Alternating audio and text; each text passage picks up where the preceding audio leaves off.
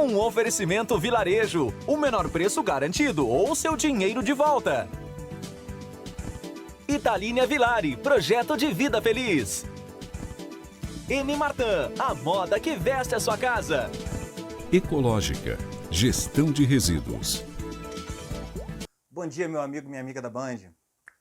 Na nossa última conversa, eu pontuei algumas coisas importantes sobre a divulgação de resultados do segundo trimestre desse ano de 2020. Essa divulgação começou agora, no final de julho. A gente tem divulgação tanto de dados de atividade econômica quanto de resultados de companhias, né, no segundo trimestre de 2020. E eu destaquei que era um ponto muito crítico para que a gente conseguisse mensurar, ter realmente a dimensão do impacto da epidemia, da pandemia do coronavírus na economia real, né? Tanto no Brasil quanto no resto do mundo. Na semana passada a gente já teve a divulgação de alguns desses dados, né? Então a gente teve divulgação do PIB americano com queda de 30%, bem superior ao que o mercado estava esperando. PIB da zona do euro, PIB da Alemanha em queda de 10%, que é a principal economia da zona do euro. Um dado extremamente preocupante, essa queda do PIB alemão. Os resultados das montadoras europeias vindo muito aquém do que o mercado estava esperando, estava trabalhando como hipótese, como cenário base, né? Tivemos a reunião do Comitê de Política Monetária americano, que é o FONC. Eles mantiveram os juros próximo de zero, tá? A taxa básica de juros americana, prime rate, próxima de zero. E tivemos também a declaração do presidente do Federal Reserve, que é o Banco Central americano, Jerome Powell, se comprometendo a fazer o que for preciso para que a economia, para possibilitar a recuperação econômica, né?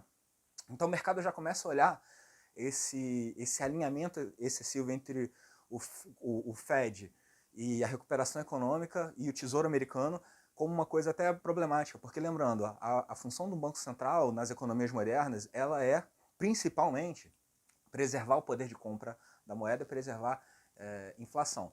O que a gente está vendo desde o cenário da pandemia, os bancos centrais ao redor do mundo se alinharam ao governo, né, aos governos, e estão realizando ações de estímulo, tanto na ponta monetária, com redução de juros, com redução de depósito compulsório, expansão de base monetária, enquanto os governos, né, que a administração pública tem feito pacote de estímulo fiscal, incentivos fiscais, seja na forma direta, seja na forma de benefício social, de benefícios assistenciais, para poder agir de forma contracíclica e reverter o cenário causado pela pandemia, né? Então, o que acontece? A gente tem essa preocupação, uma preocupação grande nesse cenário de mudança de foco das autoridades monetárias para um compromisso com o crescimento. O mercado já está enxergando isso como uma coisa que pode levar a questões inflacionárias desagradáveis no médio e no longo prazo. No mundo, já pensando aí, porque lembrando assim, mercado financeiro, a gente trabalha sempre com o amanhã, a gente trabalha sempre com o próximo passo. Não, a gente olha para trás para saber como que as coisas foram, para ter uma ideia do que vai ser para frente, para a gente ter uma estimativa, uma expectativa do que aguardar. Então o mercado já começa em alguns indicadores que eu vou falar aqui mais para frente, a gente já começa a ter em setores do mercado um pouco de aversão a risco, um pouco de medo com esses pacotes de estímulo, com essa injeção de liquidez alta e com as consequências disso para a economia como um todo, né? Essa semana a gente tem reunião do Copom, que é o Comitê de Política Monetária Brasileiro. A expectativa do mercado é em torno de um corte de 0,25 na taxa básica de juros, a taxa Selic, né, levando a taxa Selic para 2%. Semana passada a gente teve também os dados do CAGED mostrando que em junho a economia brasileira perdeu apenas, aspas, cerca de 11 mil empregos formais. Apenas, comparado que no período de 2019, em junho de 2019, foram criadas quase 49 mil vagas de trabalho, né? Mas é o menor número desde a deflagração da pandemia. Então a gente vê março, o CAGED trouxe uma perda de 259 mil vagas, em abril perda de 918 mil vagas, e maio 350 mil vagas, e agora junho uma redução bem abrupta desses indicadores de desemprego. O mercado de trabalho ainda é um ponto de preocupação, mais de 1,5 milhão de brasileiros ficaram desempregados por conta da pandemia, né? São pessoas que estão dependendo de auxílios emergenciais, estão dependendo de uma série de outras alternativas para conseguir o seu sustento, e são pessoas que acabam ficando também tendo reduzida a sua capacidade de consumir, né, de investir e de atingir seus objetivos, de conseguir participar ativamente da economia e botar a nossa economia de fato para girar. Bom, apesar disso, com o nosso país, uma preocupação constante que a gente tem é a inflação. A gente teve uma prévia do IGPM divulgada na semana passada, que é o Índice de Inflação dos Aluguéis, divulgado pela Fundação Getúlio Vargas. Ele trouxe uma alta estimada de 2,23 para o mês de junho, para o mês de julho, e se confirmar essa prévia, o índice vai estar mostrando uma alta acumulada de 6,71% em 2020, o que já traz para mim, na minha visão, uma preocupação em termos de horizonte de expectativa inflacionária para a nossa economia, né? Semana passada a gente viu também o ouro atingindo máxima histórica, várias commodities também se valorizando, em parte por conta de uma pressão de desvalorização do dólar.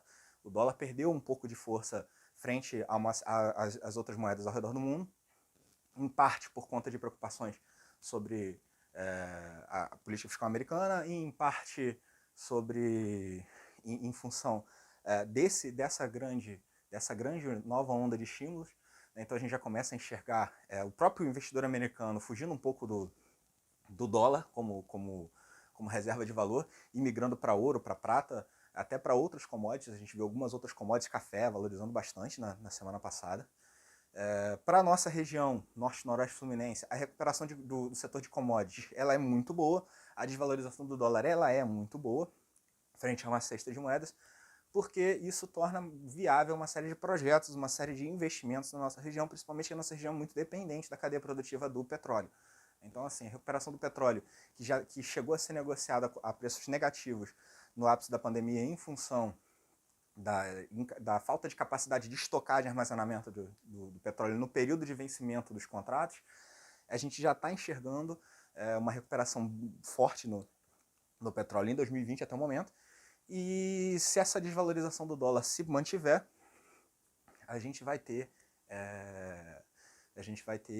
tem espaço para uma valorização ainda maior do petróleo, o que para a nossa região seria sensacional, ia atrair novos investimentos, ia viabilizar uma série de operações na região da Bacia de Campos, na região de Búzios, nos poços do pré-sal, que a gente ainda não tem em capacidade plena operacional, né? Para a nossa região seria uma coisa muito boa, essa desvalorização do dólar movida por um drive de commodities. Bom, a gente também tem no radar, né, o que o mercado está acompanhando muito também, uma nova escalada de tensões entre os Estados Unidos e a China, né? Então voltamos àquela questão que a gente estava conversando no ano passado sobre guerra comercial, sobre troca de acusações em termos de omissão de dados do coronavírus, e negociações quanto à pesquisa, a divulgação de dados, divulgação de informações. Então essa escalada de tensões entre Estados Unidos e China já está sendo comparada por alguns analistas do mercado com até uma nova Guerra Fria, né? Então isso já é uma outra coisa que está entrando no nosso radar de novo, conforme a gente vai tendo uma previsibilidade melhor de comportamento de coronavírus, outras questões vão entrando na agenda e vão sendo incorporadas no nosso processo de análise macro, né, análise de cenário, e para entender quais são as consequências disso para as empresas, quais são as consequências disso para os investidores, para os negócios. Bom, se para o investidor que viu a Bolsa de Valores chegar abaixo de 70 mil pontos em 2020, depois de estar a 120 mil pontos, o Ibovespa chegou em janeiro a 119 mil pontos, quase 120 mil pontos, depois caiu no fundo o fundo no ano, né, na faixa de 67 mil pontos. E agora a gente observa a nossa bolsa negociando entre 102 e 104 mil pontos.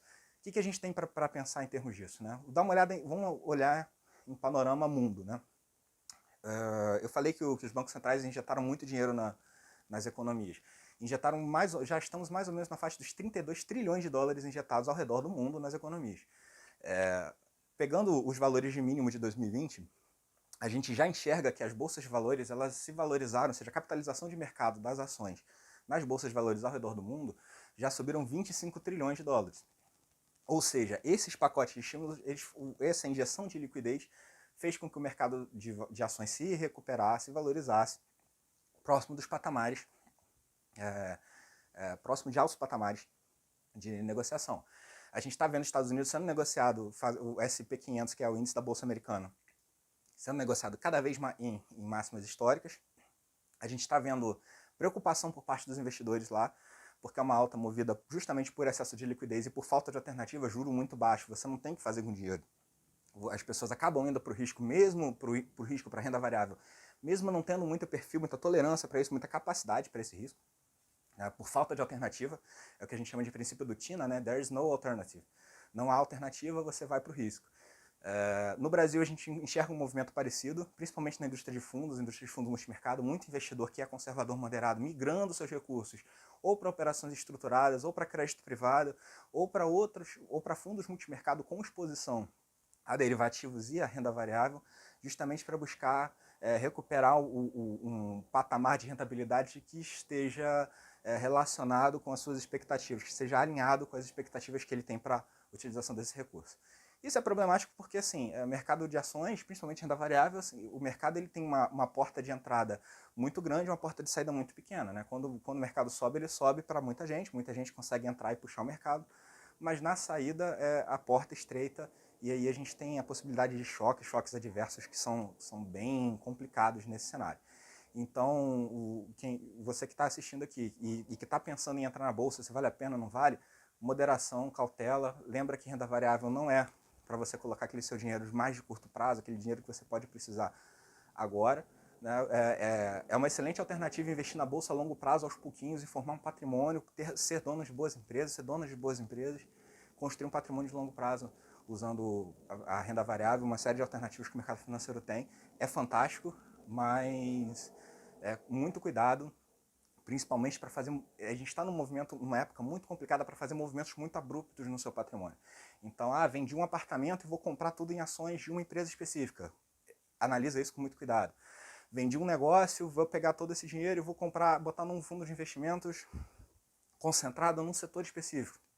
Analisa isso com muito cuidado, né? A gente tem oportunidades, tanto na Bolsa Brasileira, quanto na economia real. A gente tem uma série de...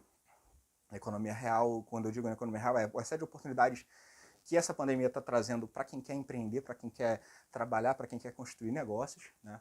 Então, mas tudo tem que ser feito com muita moderação, com muito planejamento e sempre com muita clareza, tanto de objetivo quanto de riscos envolvidos, né? A precificação desses fatores, né, risco e oportunidade, é fundamental nesse cenário. A gente está vivendo ainda um cenário de muita incerteza. A recuperação que a gente tem como garantia hoje é justamente a recuperação. Ela não vai ser uma recuperação tão rápida ao redor do mundo como já se falava há 2 ou 3 meses atrás. A gente vai ver uma recuperação gradual, né? O nosso ministro Paulo Guedes até comentou que recuperação em formato do símbolo da Nike, né? Então a gente tem que ter um pouco de controle de expectativas e principalmente controle de risco e planejamento. Agora é a palavra-chave. Beleza? Foi um prazer participar aqui do Economia e Negócios e até a próxima.